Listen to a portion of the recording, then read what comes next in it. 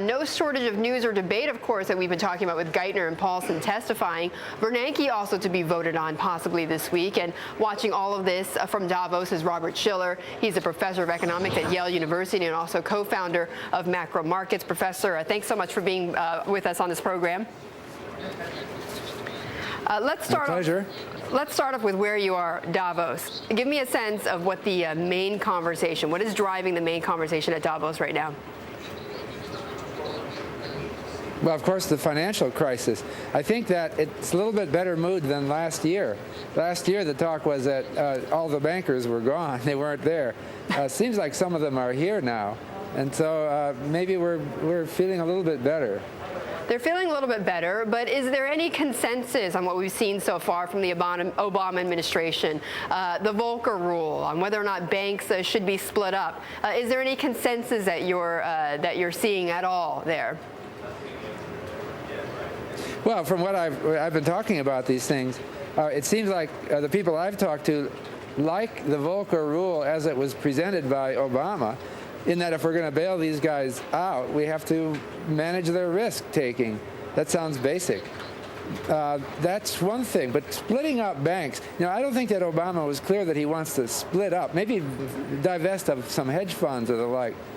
The big question is, big banks have become very important to our economy, and do we want to split them up? That's something for future debate. But that's not. I think that it's a tough question. Right, but that's not. I mean, that's not as far out as you're making it sound, because yes, he wants the banks to divest out of hedge funds and private equity firms and things of that sort. But isn't that just like the first step to making sure that banks become smaller? And so if banks become smaller, then that means that eventually they would have to be split up. This is a historically very big issue. It goes back hundreds of years. The U.S. has always believed in state banking and having a lot of small banks.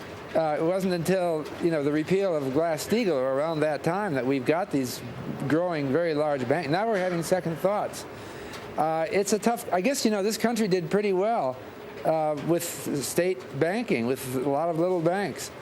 We're discovering the power and the danger of having these colossal institutions. I'm suspecting that we're not going to make major changes. The big thing is that these institutions have gotten even bigger as a result of this crisis, and that's something that maybe we want to think more about. I know, right? Because you have Bank of America with Merrill Lynch and J.P. Morgan with Bayer. Okay, let me just ask you, because you're one half of the Case-Shiller home price index, Professor. So I just need to leave you though with one comment about where you see the housing market, because what we saw yesterday in the data was actually an uptick in prices in California. I think it was San Diego and San Francisco. So what does that tell you? Does that tell you that there's a bottoming here? Well, what's going on in California is quite remarkable. The economy there has lots of troubles, and yet we're seeing booming, in some places, markets. And notably in San Francisco, prices are up 16% from the bottom in April. That's a huge increase. And when I was recently there, I have a sense of I sniff a bubble. Whether it's at the end or not, that's the question. Okay. All right, Professor, thanks so much for joining us. That was Professor Robert Shiller from Davos.